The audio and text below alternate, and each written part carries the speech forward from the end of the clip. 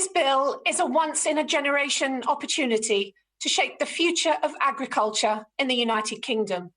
How we farm, how we feed people, and how we make farming sustainable for this generation and the next. It also comes at a time when we're fundamentally reassessing the trading relationships we have across the world, and at a moment of crisis when expansion of an international trade is essential to our recovery and future prosperity. This bill, as it stands right now, opens the door for our farmers to opportunities for growth that international trade brings, and with that goes some way to addressing the regional imbalance of opportunity and wealth that this government and I want to focus on. Farmers in my constituency, Hertford and Stortford, and across the country already sell exports worth about £24 billion to Europe. And by setting a template for expansion into other regions, as this bill does, our farming community will be able to compete abroad like never before. They will sell more of what they already sell, enter new markets, so that they can sell more of the same product and new products too.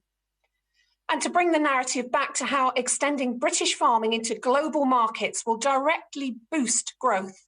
It's just simple maths that growth leads to more jobs, and with that, better jobs. Growth in trade will create new opportunity in places that may have been left behind. And it will help to keep local talent at home and attract new talent from afar. And the levelling up of society in every region of Britain will take one more step forward. Madam Deputy Speaker, I want to support the aspirations of farmers in Hertford and Stortford who want to sell into foreign markets. And I want both farmers and consumers to be clear that I support their desire for the highest food and animal welfare standards, as does the government. We are leaving the European Union and the CAP, and we must be able to negotiate and sign meaningful trade agreements and resist calls for the protectionism that will squander opportunity, and not try to force dynamic alignment from others with us in the UK. Apart from anything else, it was those rigid rules which played a large part in our vote, my vote, to leave the EU. And so what message would we be sending if we would try to enforce them ourselves now? Madam Deputy Speaker, concerns around the safety and standards of food in the UK have been addressed in this bill.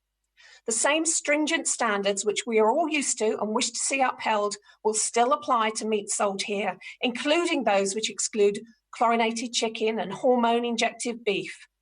And again, I want to reassure farmers and consumers in Hertford and Stortford that I will always support the highest environmental standards, celebrate the fact that farmers are the custodians of our wonderful countryside, and I support the highest standards of food production and animal welfare here and around the world. And I also support the principle of clarity in food labelling that will enable consumers to make informed choices in what products they buy.